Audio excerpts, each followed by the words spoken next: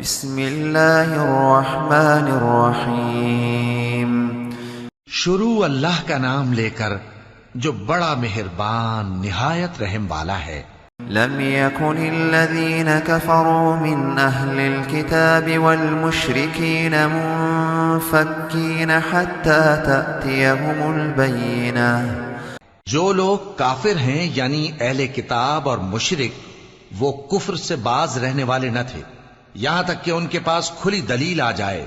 رسول من اللہ يتلو صحفا مطہرہ، یعنی اللہ کا ایک پیغمبر جو پاک اوراق پڑھ کر سناتا ہے، فیہا کتب قیمہ، جن میں مستحکم آیتیں لکھی ہوئی ہیں۔ وما تفرق الذين اوتوا الكتاب الا من بعد ما جاءتهم البينة، اور اہل کتاب جو فرقوں میں بٹے ہیں تو دلیل واضح کے آنے کے بعد ہی بٹے ہیں۔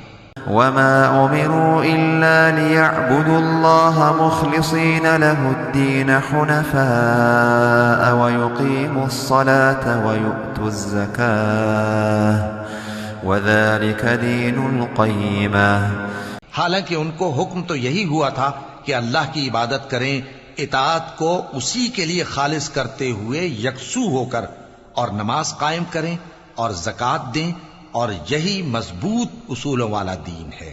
ان الذين كفروا من اهل الكتاب والمشركين في نار جهنم خالدين فيها اولئك هم شر البرية۔